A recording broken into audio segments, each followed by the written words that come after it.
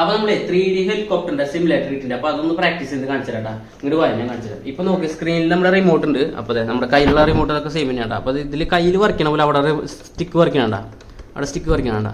ഇപ്പൊ ഞാൻ ആക്കി കഴിഞ്ഞാൽ ഹെലികോപ്റ്റർ പൊളി വന്നു കാണിച്ചത് ഇതാണ്ട സ്റ്റിക്ക് വർക്ക് ചെയ്യണ്ട. അപ്പോൾ സ്റ്റിക്ക് വർക്ക് ചെയ്യുന്നുണ്ട് കേട്ടോ. അപ്പോൾ അത് പൊട്ടി പതിച്ച് പോട്ടെ. അപ്പോൾ നമുക്ക് ഇനി ഹെലികോപ്റ്റർ ഒന്ന് ഫ്ലൈ ചെയ്യാട്ടാ.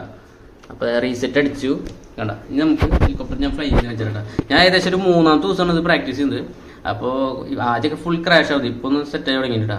ഇപ്പോൾ വേണ്ട ഇങ്ങനെ കൈ ഒതുങ്ങി വരണുള്ളൂ. അപ്പോൾ നമുക്കിനി ഇതിൽ 3D കഴിഞ്ഞാൽ നമുക്ക് എപ്പോഴും ഫ്ലിപ്പും കാര്യങ്ങളൊക്കെ കുറേ അക്രോബാറ്റ് അടിക്കാം. എനിക്ക് അറിയണത് ഞാൻ ചെയ്ത് വെച്ചിട്ടാ. അറിയുക ചെയ്തില്ലേ സിമുലേറ്റർ കേട്ടാ. റിയലായിട്ട് നമുക്ക് എന്തെങ്കിലും ഇങ്ങനത്തെ ഒരു ഹെലികോപ്റ്റർ വാങ്ങാനോ ചെയ്യാനൊന്നും പറ്റില്ല. അപ്പോൾ ഞാൻ ലെഫ്റ്റിലേക്ക് ഫ്ലിപ്പ് അടിക്കാൻ പോകുന്നു കേട്ടോ. അതായത് ലെഫ്റ്റ് സൈഡിലേക്ക് വെച്ചിട്ട് നോക്കിലോട്ടോ. അത് കറക്റ്റായിട്ട് കൊടുത്തില്ലെങ്കിൽ അത് അപ്പോൾ ക്രാഷാകും. അപ്പോൾ ലെഫ്റ്റിലേക്ക് മറിച്ച് മുകളിലേക്ക് പവറാക്കി ഞാൻ അത് പോയി റൈറ്റിലേക്ക് ആക്കി വെച്ചു. ഇനി നമുക്ക് ബാക്കിലേക്ക് മറിച്ച് കൊണ്ടുവരാം.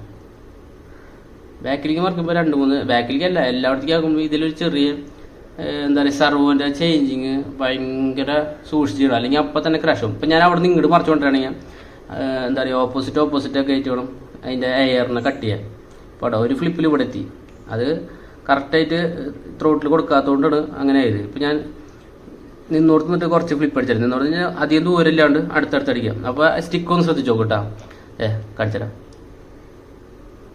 2, 3 കറക്റ്റ് കയ്യിൽ നിന്ന് പോകുമ്പോൾ അതിൻ്റെ ഡിസ്റ്റൻസ് വരും.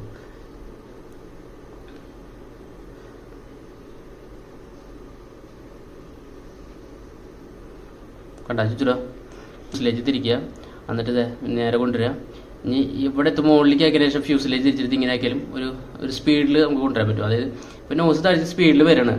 അപ്പോൾ തന്നെ നമുക്ക് ഇത് മാറ്റി അത് ഫ്യൂസിൽ നമ്മുടെ നോസിൻ്റെ ഡയറക്ഷൻ മാറ്റിയിട്ട് നമുക്ക് കറക്റ്റ് കയ്യിൽ എടുക്കാം. പിന്നെ ഈ ഒരൊറ്റ ഡിസ്ക് തേങ്ങണ്ട ഇങ്ങനെ ഇത് മൊത്തം നമ്മുടെ കൺട്രോൾ ആയിരിക്കണം, കറക്റ്റായിട്ട് കൺട്രോൾ ആയിരിക്കണം. ഇനി നമുക്ക് എന്തൊട്ട് ചെയ്യുന്നുണ്ട് ഇങ്ങനെ ഇങ്ങനത്തെ ഈ സാധനം കാണിച്ചാൽ കണ്ട ഈ കണ്ട പോയിട്ട് തിരിച്ചിടണ്ട കണ്ട ഇനിയിപ്പോൾ ഇത് ക്രാഷ് ആക്കിയിട്ട് ഞാൻ അടങ്ങുള്ളൂ. അപ്പോൾ അങ്ങനെ ക്രാഷ് ആയിട്ട് അപ്പോൾ ഇത് ഒരുപാട് പ്രാക്ടീസ് ചെയ്ത് നമുക്ക് കുറേ സ്കില്ലുകൾ ഏരിയയിൽ വരും കേട്ടോ. അപ്പോൾ വീഡിയോ ഇഷ്ടപ്പെട്ടു കഴിഞ്ഞാൽ ലൈക്ക് ഷെയർ ചെയ്യാൻ മറക്കണ്ട കേട്ടോ.